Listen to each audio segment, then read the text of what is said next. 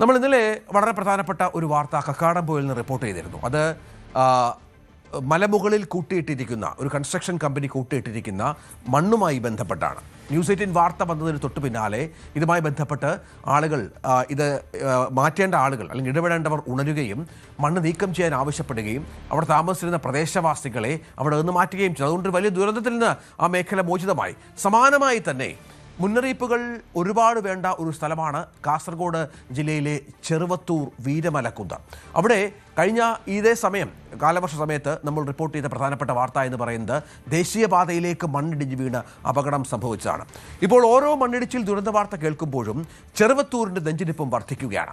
6 വരി ദേശീയപാത നിർമ്മാണത്തിൻ്റെ ഭാഗമായി അശാസ്ത്രീയമായ രീതിയിലുള്ള പ്രവൃത്തികളാണ് ചരിത്ര പ്രാധാന്യമുള്ള വീരമലക്കുന്നിൻ്റെ ഇന്നത്തെ അവസ്ഥയ്ക്ക് പ്രധാനപ്പെട്ട കാരണം.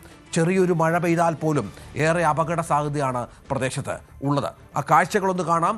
ഇവിടെയും ഇടപെടൽ അനിവാര്യമാണ്. ഏതാനും ആഴ്ചകൾക്ക് മുൻപാണ് ന്യൂസ് 18 വീരമലക്കുന്നിലെ മണ്ണിടിച്ചിൽ സംബന്ധിച്ച അപകടാവസ്ഥ റിപ്പോർട്ട് ചെയ്തത്.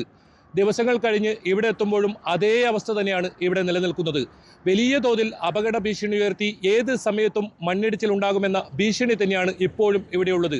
നിരവധി വീടുകൾ ഇതിന് സമീപത്തായി ഉണ്ട്. അതോടൊപ്പം 100 കണക്കിന് വാഹനങ്ങൾ ദിവസവും കടന്നു പോകുന്ന ദേശീയ പാത കൂടിയാണിത്. എന്തായാലും അധികൃതരുടെ ശ്രദ്ധ അടിയന്തരമായി ഇവിടെ പതിയേണ്ടിയിരിക്കുന്നു. കാരണം അപകടം ഉണ്ടായിട്ട് കണ്ണു തുറന്നിട്ട് കാര്യമില്ല. അതിനു മുമ്പ് തന്നെ പലതരത്തിൽ ഈ നാട്ടുകാർ ഉൾപ്പെടെ ഇതിൽ വലിയ പ്രതിഷേധമുയർത്തി നമ്മൾ ഉൾപ്പെടെ വാർത്ത റിപ്പോർട്ട് ചെയ്തു. പക്ഷേ ഇതൊന്നും അധികൃതരുടെ കണ്ണ് തുറക്കുന്നില്ല. ഇപ്പോഴും ഇവിടെ വരുമ്പോൾ വലിയ അപകടാവസ്ഥ തന്നെയാണ്. മലയുടെ മുകളിൽ വലിയ തോതിൽ മണ്ണ് കൂട്ടിയിട്ടിരിക്കുന്ന അവസ്ഥ. എന്തായാലും ഇത് അടിയന്തര ശ്രദ്ധ പതിയേണ്ട ഒരു കാര്യം തന്നെയായി ഇപ്പോൾ മാറിയിട്ടുണ്ട്. ഓരോ മണ്ണിടിച്ചിൽ ദുരന്ത വാർത്തയെത്തുമ്പോഴും ചെറുവത്തൂരിൻ്റെ ഉള്ള് പിടയുകയാണ്. വയനാട് കള്ളാടിയിലെ മണ്ണിടിച്ചിലിൻ്റെ ദൃശ്യങ്ങളും ചിത്രങ്ങളും ചെറുവത്തൂർ വീരമലയ്ക്ക് സമീപത്തുകൂടി യാത്ര ചെയ്യുന്നവരെയും നാട്ടുകാരെയും ഏറെ ഭയപ്പെടുത്തുന്നു. വീരമലക്കുന്നിലെ മണ്ണിടിച്ചിൽ തടയുന്നതിനായി സുരക്ഷ ഒരുക്കുന്നതിലെ നിർമ്മാണ കമ്പനിയുടെ നിസ്സംഗതയാണ് നാട്ടുകാരെ ആശങ്കപ്പെടുത്തുന്നത്. തട്ടുതിരിക്കലും സുരക്ഷയൊരുക്കലും അനന്തമായി നീളുന്നതാണ് ആശങ്കയ്ക്കിടയാക്കുന്നത്. കഴിഞ്ഞ വർഷം ജൂലൈ 28 രാവിലെയാണ് വീരമലക്കുന്നിൽ നാടിനെ നടുക്കിയ മണ്ണിടിച്ചിലുണ്ടായത്. ഇടിഞ്ഞു വീണ മണ്ണ് ദേശീയപാതയ്ക്ക് മറുകര വരെ എത്തിയിരുന്നു. അന്ന് മണ്ണിനടിയിൽപ്പെട്ട വാഹനയാത്രികർ രക്ഷപ്പെട്ടത് തലനാരിഴയ്ക്കാണ്.